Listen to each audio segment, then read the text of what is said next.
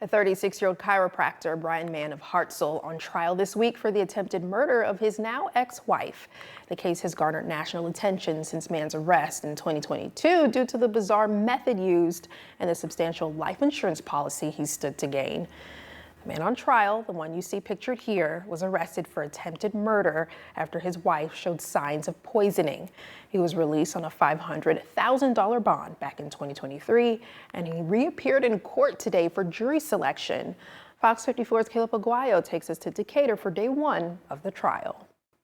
The case began in Hartselle almost 3 years ago when Mann's ex-wife went to the hospital for unknown symptoms. She was diagnosed with lead poisoning with massive amounts of the metal in her large intestine. The couple, Brian and Hannah Mann, were in the middle of a divorce when the alleged poisoning took place. She went to UAB for care and spent nearly 2 months in the hospital for a gradual buildup of lead in her system. Court records show Mann gave his wife pills allegedly containing lead, telling her they would strengthen her immune system. A witness for the prosecution, the case's lead investigator Alan McDearman, describes the search leading to the evidence he collected. We just didn't have any idea what we were looking for until we went to UAB the following week and was able to observe Hannah and what state she was in, and they showed us some x-rays where you could plainly see there was a substance in her body.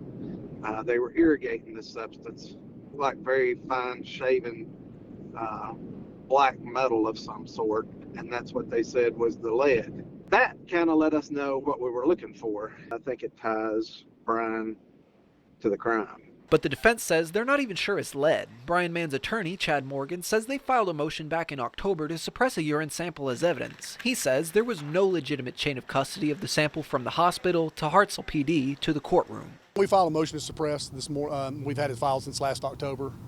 Filed a motion to suppress some of the evidence.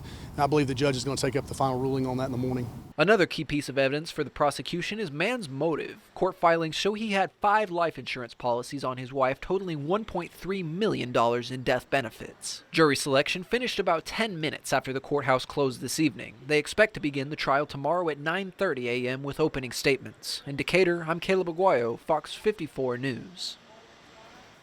And the trial may run all week long, with attorneys saying they're not sure how long it will take for the jury to deliberate. If convicted, Mann faces as much as life in prison with the possibility of parole.